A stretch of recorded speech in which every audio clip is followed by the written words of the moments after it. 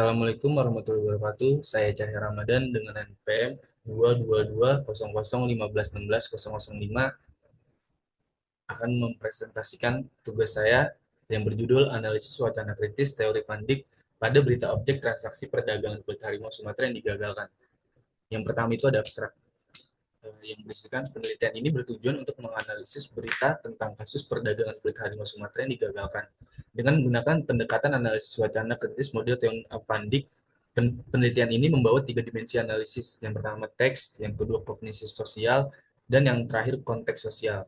Analisis struktur teks yang ditemukan pada berita ini bertema tentang perdagangan kulit harimau yang semakin marak dan beberapa pihak merasa kecolongan atas kejadian ilegal ini.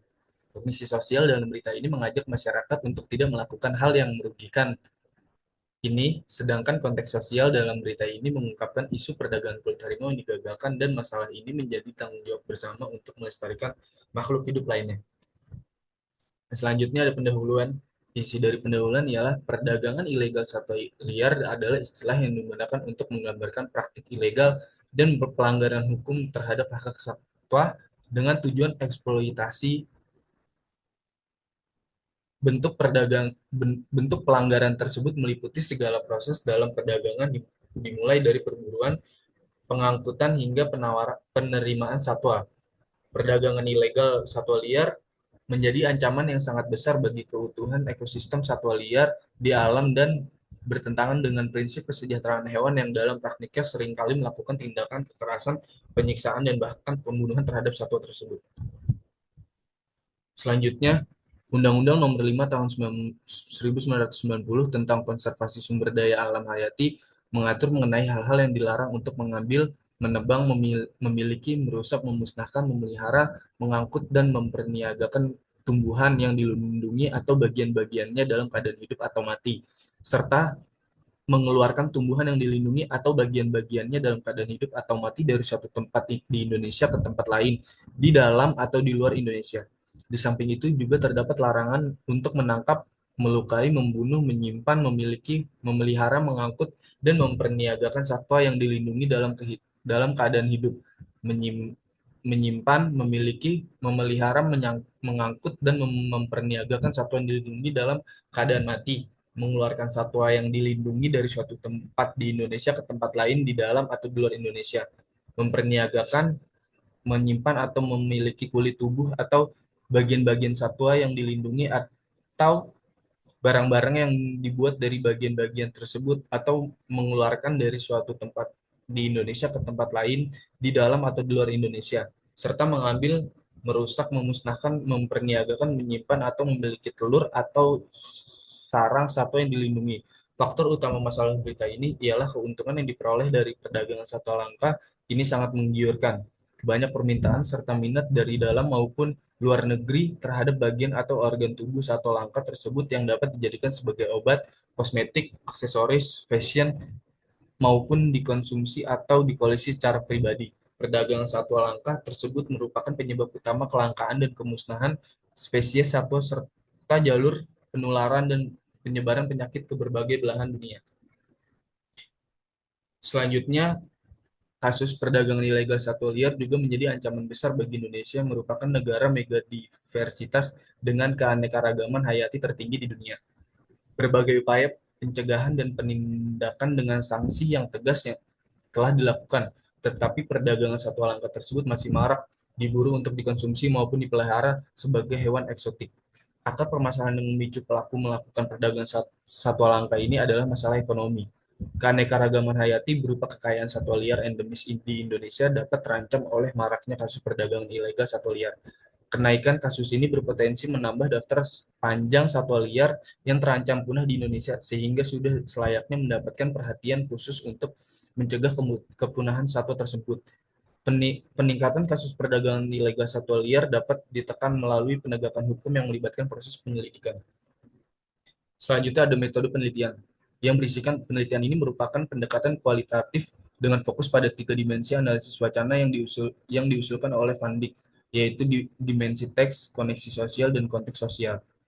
Metode penelitian dalam artikel ini menggunakan analisis wacana krisis Theun A. Van Dijk, yaitu pertama dimensi teks yang berisikan analisis difokuskan pada struktur teks berita, termasuk pemilihan kata, kalimat, dan gaya yang digunakan untuk menyampaikan informasi. Hal ini bertujuan untuk mengidentifikasi bagaimana elemen-elemen tersebut membentuk narasi dan menegaskan tema tertentu dalam pemberitaan. Kedua, kognisi sosial mengeksplorasi proses produksi teks berita yang melibatkan koneksi individu dari wartawan atau editor. Aspek ini bertujuan untuk memahami bagaimana pandangan dan kesadaran pembuat konteks mempengaruhi cara penyajian informasi serta interpretasi publik terhadap kasus tersebut. Ketiga, konteks sosial. Analisis juga mempertimbangkan konteks sosial yang melatar belakangi pemberitaan termasuk norma-norma budaya dan dinamika kekuasaan yang ada dalam masyarakat. Ini membantu dalam memahami bagaimana berita tersebut dapat membentuk opini publik dan respon sosial terhadap isu perdagangan ilegal satwa yang dilindungi. Subjek penelitian ini adalah media online berita BBC Indonesia dengan objek transaksi perdagangan kulit harimau Sumatera yang digagalkan. Hasil dan pembahasan. Untuk memahami koneksi sosial wacana tentang kasus transaksi perdagangan kulit harimau Sumatera yang digagalkan oleh pihak berwajib ini, maka dianalisislah teks berita yang dimuat pada media BBC Indonesia bahwa pemerintah berjuang keras untuk melindungi hewan yang hampir punah dan digambarkan dengan teori Van Dijk tiga dimensi yaitu teks, koneksi sosial, dan konteks sosial. Berikut adalah uraian yang dapat diamati dari elemen-elemen analisis wacana menurut Van Dijk. Struktur makro. Kejaksaan Tinggi Aceh telah menyatakan lengkap berkas perkara kasus penjualan bagian-bagian satwa yang dilindungi berupa satu lembar kulit harimau Sumatera beserta tulang belulang tanpa gigi taring dengan tersangka A umur 41 tahun dan S umur 44 tahun pada tanggal 9 November 2002. Dalam berita ini mempunyai tema tentang pembunuhan dapat dilihat dari judul atau kalimat. Kejaksaan Tinggi Aceh menyatakan lengkap berkas perkara kasus penjualan bagian-bagian satwa yang dilindungi berupa satu lembar kulit harimau Sumatera beserta tulang belulang tanpa gigi taring dengan tersangka A yang tadi saya sebutkan dan kutipan di atas menyoroti kasus perdagangan ilegal pada kulit harimau yang digagalkan. Selanjutnya ada superstruktur. Yang berisikan superstruktur atau skematik adalah kerangka teks berita. Kerangka teks yang tersusun atas bagian pendahuluan, isi penutup, dan kesimpulan. Sesuai tata letak masing-masing berita, summary meliputi headline dan lead. Sementara story meliputi situasi dan komentar. Maka skematik pada setiap berita diawali dengan judul atau headline, lalu di paragraf pertama terdapat bagian depan atau lead. Unsur skema terlebih dahulu dengan menguraikan judul tersangka kasus penjualan kulit harimau Aceh diancam penjara 5 tahun dan denda 100 juta rupiah. Unsur red, Kejaksaan Tinggi Aceh telah menyatakan lengkap berkas perkara kasus penjualan bagian-bagian satwa yang dilindungi berupa satu lembar kulit harimau Sumatera beserta tulang belulang tanpa gigi taring dengan tersangka A 41 tahun dan S 44 tahun pada tanggal 9 November 2022. Unsur isi selama 2 tahun terakhir, Balai Gakum LHK wilayah Sumatera telah menangkap 7 pelaku penjualan bagian-bagian satwa yang dilindungi di Aceh dan 5 pelaku telah divonis penjara. Ini merupakan wujud komitmen kami dalam memberantas tindak kekerasan terhadap tumbuhan dan satwa liar yang dilindungi undang-undang. Tegas Subhan. Unsur penutup atas perbuatannya tersebut kedua tersangka diancam dengan hukuman pidana pasal 21 ayat 2 huruf D, Jo pasal 40 ayat 2 Undang-Undang Nomor 05 Tahun 1990 tentang konservasi sumber daya alam hayati dan ekosistemnya dengan ancaman pidana penjara maksimal 5 tahun dan denda maksimal 100 juta. Struktur mikro semantik. Struktur mikro salah satunya ialah berisikan semantik. Teun Afandik mendeskripsikan semantik sebagai makna yang ingin disampaikan dalam teks yang dapat dilihat dari berbagai hal seperti latar, detail, maksud, dan peranggapan. Latar, detail, dan maksud berhubungan dengan informasi mana yang ditekankan dan mendapatkan porsi lebih banyak. Sementara itu, elemen peranggapan merupakan pernyataan yang digunakan untuk mendukung makna suatu teks. Selanjutnya ada latar. Latar pada berita tersebut, peristiwa peristiwa penangkapan ini berawal dari kegiatan operasi TSL yang dilaksanakan oleh tim Balai Gakum KLHK wilayah Sumatera bersama dengan Polda Aceh pada tanggal 23 Mei 2022. Tim memperoleh informasi dari masyarakat mengenai adanya warga Kecamatan Samar Kilang, Kabupaten Bener Merah, Aceh yang menawarkan satu lembar kulit harimau beserta tulang belulangnya. Selanjutnya, tim melakukan penyamaran menjadi pembeli dan melakukan kesepakatan terkait harga, lokasi, dan waktu transaksi dengan pelaku. Selanjutnya ada detail. Detail berisikan dari kasus ini mencakup penangkapan tiga tersangka: A 41 tahun, S 44 tahun, dan Is 49 tahun. Operasi dilakukan pada 23 Mei 2022 setelah tim melakukan penyamaran untuk menangkap pelaku saat transaksi. Barang bukti berupa kulit harimau dan tulang belulang tanpa gigi taring disita. Kejaksaan Tinggi Aceh menyatakan berkas perkara lengkap pada 9 November 2022. Islah divonis 1 tahun 6 bulan penjara dan denda 100 juta. Sementara A dan S menghadapi ancaman hukuman maksimal 5 tahun penjara dan denda 100 juta berdasarkan Undang-Undang Nomor 5 Tahun 1990 tentang konservasi sumber daya alam hayati dan ekosistemnya. Maksud Maksud dari tindakan hukum ini adalah untuk menegakkan hukum terhadap pelanggaran perlindungan satwa liar serta untuk memberikan efek jera kepada pelaku kejahatan lingkungan dengan menjatuhkan hukuman kepada para pelaku.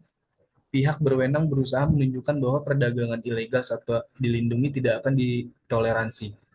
Selanjutnya ada peranggapan. Peranggapan yang mendasari kasus ini mencakup keyakinan bahwa perlindungan terhadap satwa liar adalah tanggung jawab bersama baik pemerintah maupun masyarakat. Ada asumsi bahwa masyarakat memiliki peran aktif dalam melaporkan kejahatan lingkungan serta bahwa tindakan hukum yang tegas akan meningkatkan kesadaran dan kepatuhan terhadap undang-undang konservasi. Selain itu, ada juga peranggapan bahwa tindakan penegakan hukum ini akan membantu melestarikan spesies yang terancam punah seperti harimau Sumatera. Selanjutnya ada sintaksis. Yang pertama, ada bentuk kalimat. Kalimat pertama dalam berita ini, Kejaksaan Tinggi Aceh telah menyatakan lengkap berkas perkara kasus penjualan bagian-bagian satwa yang dilindungi berupa satu lembar kulit harimau beserta tulang belulang tanpa gigi taring dengan tersangka A 41 tahun dan S 44 tahun pada tanggal 9 November 2022. Kalimat ini memiliki subjek Kejaksaan Tinggi Aceh, predikat telah menyatakan, dan objek lengkap berkas perkara kasus penjualan bagian-bagian satwa yang dilindungi. Kalimat ini adalah kalimat utama memberikan informasi ini tentang pernyataan dari Kejaksaan Tinggi Aceh. Penggunaan kata telah menunjukkan bahwa tindakan ini sudah dilakukan memberikan kesan formal dan resmi. Kalimat kedua yang berisikan Kepala Balai Gakum LKH Wilayah Sumatera Subhan menyatakan bahwa berkas perkara ini merupakan hasil penyerahan dari Balai Gakum LHK Wilayah Sumatera yang sebelumnya menetapkan Is 49 tahun dan A 49 tahun A dan S sebagai tersangka pada kasus penjualan kulit harimau. Kalimat tersebut adalah kalimat penjelas dengan subjek kalimat Balai Gakum LHK Wilayah Sumatera Subhan, predikat menyatakan, dan objek bahwa berkas perkara ini merupakan hasil penyerahan. Kalimat ini berfungsi untuk menjelaskan lebih lanjut mengenai pernyataan sebelumnya. Frasa berisikan bahwa berkas perkara ini merupakan hasil penyerahan, menjelaskan konteks dari pernyataan tersebut, menjelaskan asal-usul berkas perkara. Selanjutnya ada koherensi. Berita ini dimulai dengan pernyataan bahwa Kejaksaan Tinggi Aceh telah menyatakan berkas perkara lengkap.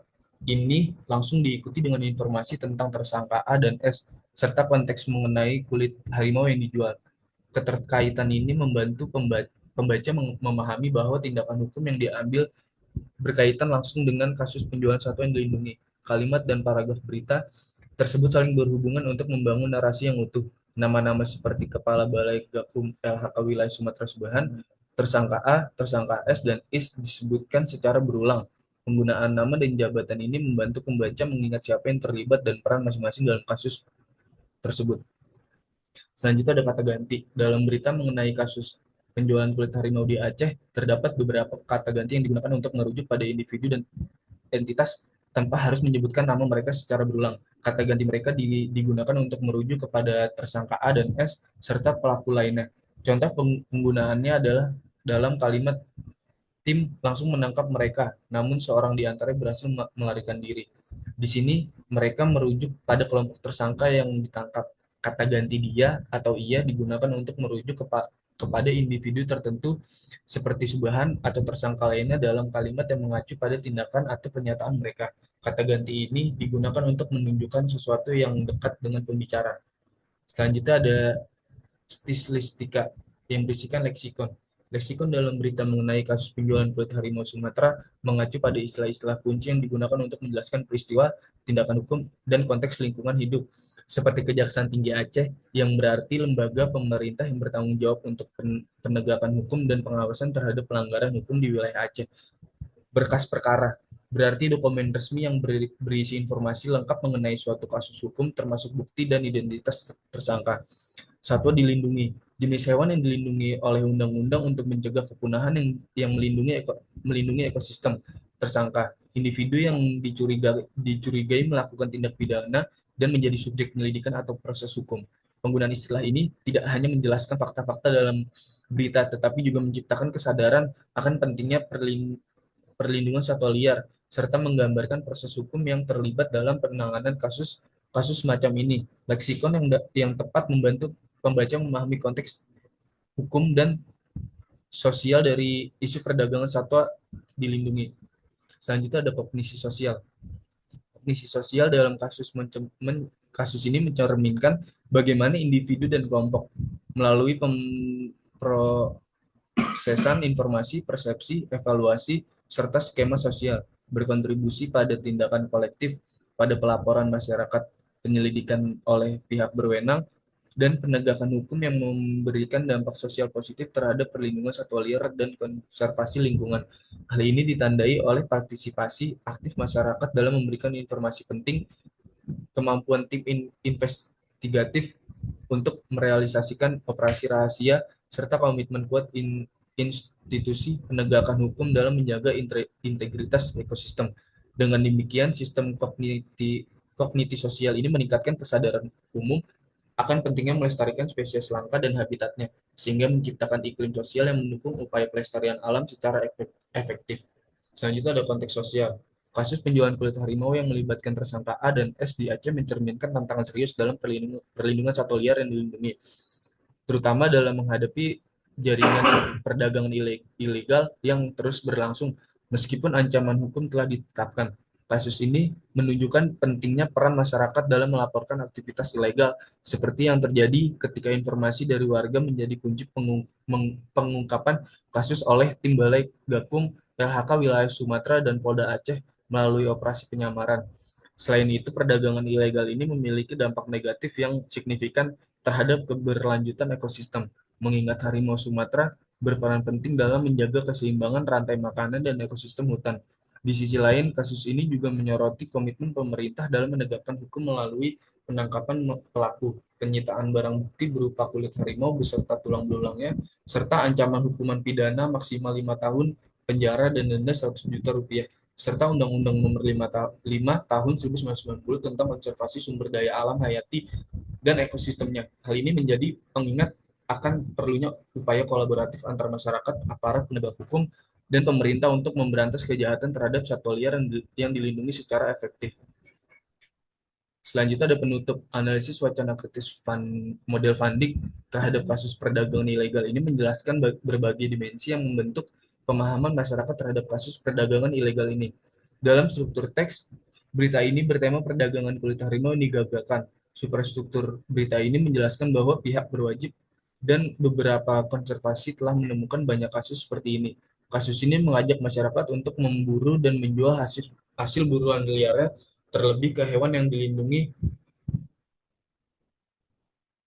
negara. Sekian, terima kasih. Assalamualaikum warahmatullahi wabarakatuh.